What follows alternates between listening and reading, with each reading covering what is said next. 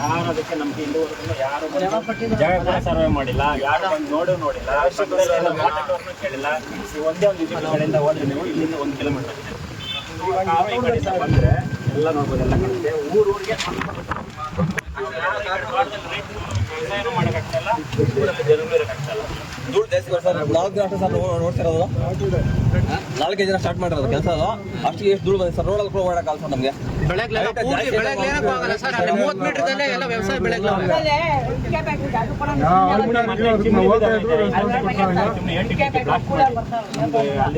ಕೆಲಸ ಕೂಡ ಹಿಂದೆ ಯಾರು ಇರ್ತಾನಿಲ್ಲ, ಅವ್ರು ಬ್ಲಾಕ್ ಮಾಡ್ತಾರೆ, ಅದಕ್ಕೆ ಎಲ್ಲ ಹೊರಟಾಗ್ತಾ ಇದ್ದಾರೆ. ನಡೀತಾ ಇದೆ.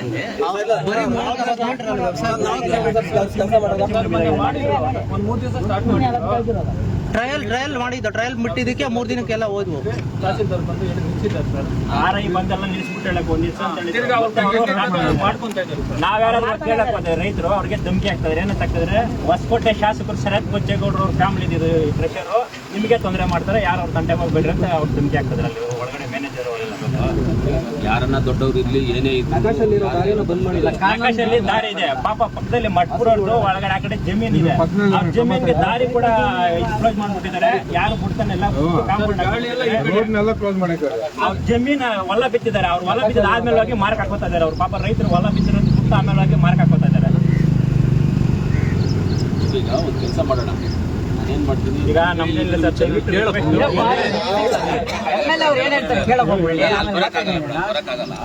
ನಿಮಿಷ ವಿಸಿಟ್ ಬರ್ಬೇಕಂದ್ರೆ ಆಫೀಸರ್ಸ್ ಮಾತಾಡ್ರಿ, ಇಲ್ಲ ನೀವೆಲ್ಲರೂ ಮಾತಾಡೋಕಿದ್ರೆ ಮಾತಾಡ್ರಿ. ನಾವು ಬಂದಾಗ ಅಲ್ಲಿ ಏನಾದರೂ ಒಂದು ಬೇರೆ ಹಾಕ್ಬೇಕು. ಸುಮ್ಮನೆ ಎಲ್ಲ ಬಂದು ಸುಮ್ಮನೆ ಬೂಟಕ್ಕೆ ಮಾತಾಡೋದು ಹೇಳೋದು ನನಗೆ ಇಷ್ಟ ಇಲ್ಲ.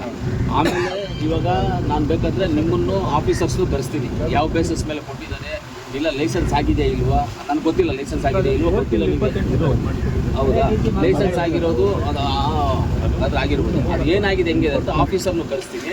ಒಂದು ವೇಳೆ ಇಲ್ಲಿಗೆ ಕರೆಸಿ ಅಂತ ಹೇಳಿದ್ರೆ ನಾನು ಅಸೆಂಬ್ಲಿ ಮುಗಿದ ಮೇಲೆ ಇಲ್ಲಿ ಕರೆಸ್ತೀನಿ.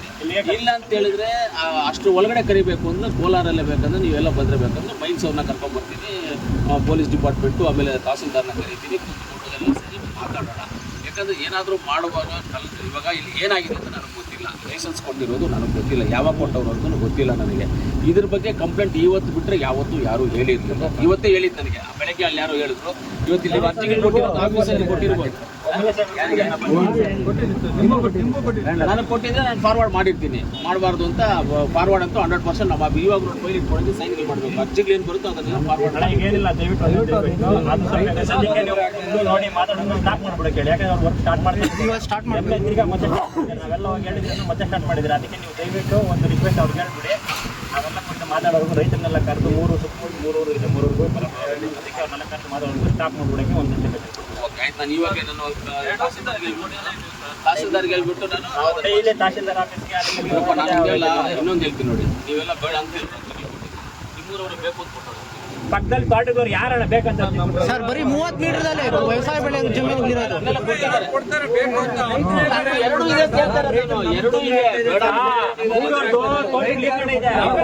ಬೇಕಂತ ನಮ್ಮ ತೋಟಗಳಿದ್ದಲ್ಲ ನಾಳೆ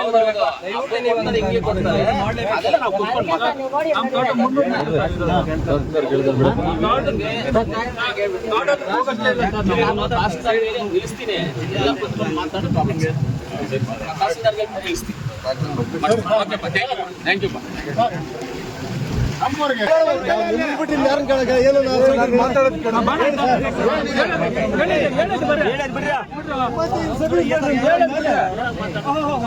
ಅಲ್ಲಿ ಕೇಳ ಅವ್ರನ್ನ, ಅಲ್ಲಿ ಮಾಡೋರ್ನ ಅವ್ರು ಕೇಳಲ್ಲ. ಅವ್ರು ಬಂದ ರೈತರು ಬಂದು ಕೇಳೋದು ಅವ್ರ